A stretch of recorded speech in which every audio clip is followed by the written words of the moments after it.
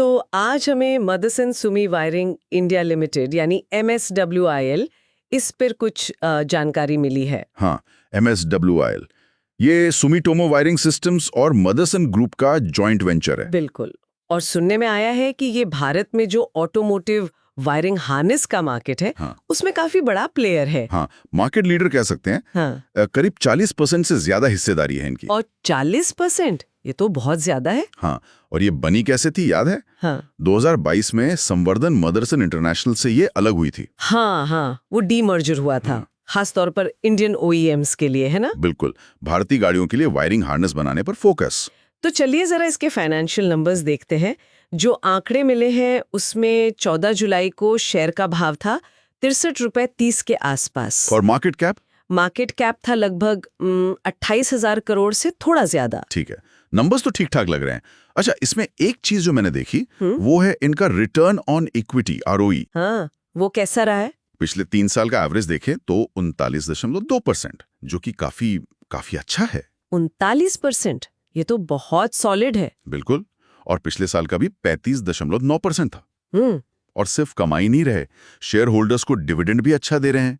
लगभग 46.6% का पे आउट रेशियो है। अच्छा, तो मतलब मुनाफे का करीब आधा हिस्सा वापस शेयर होल्डर्स को। ये तो पॉजिटिव बात है। हाँ, ये निवेशकों के लिए अच्छा संकेत होता है। लेकिन एक और आंकड़ा मैंने देखा, स्टॉक अपनी बुक वैल्यू से करीब 16.5 गुना पर ट्रेड कर रहा है। हाँ, वो तो है, 16 गुना से ज्यादा। ये थोड़ा चिंता वाला नंबर नहीं लगता?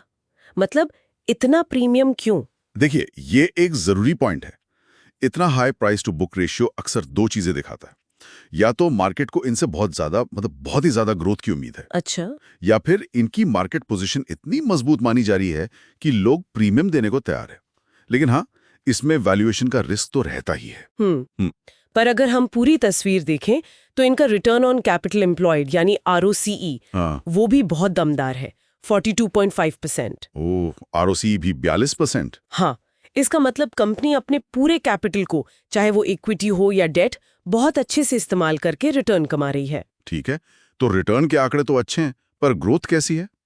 मतलब बिक्री बढ़ रही है, मुनाफा बढ़ रहा है? यहाँ थोड़ी मिली जुली तस्वीर है। पिछले 3 साल में सेल्स ग्रोथ तो अच्छी रही है, करीब 18%। 18% सेल्स ग्रोथ, ठीक है। लेकिन अगर पिछले 12 महीनों TTN की प्रॉफिट ग्रोथ देखें तो वो -5% है।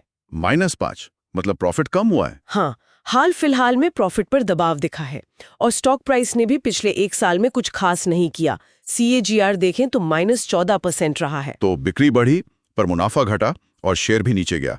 इसके पीछे क्या वजह हो सकती है? कई कारण हो सकते हैं।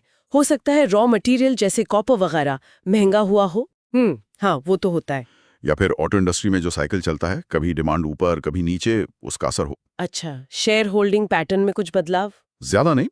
मार्च 2024 तक प्रमोटर्स की हिस्सेदारी 61.73% पर काफी स्थिर है। ये एक अच्छी बात है, मतलब प्रमोटर्स का भरोसा बना हुआ है। और पब्लिक होल्डिंग? वो थोड़ी बड़ी है, अब 11.11% के करीब है। FIIs और DIIs की होल्डिंग में थोड़ा उतार चढ़ाव रहा है। ठीक है।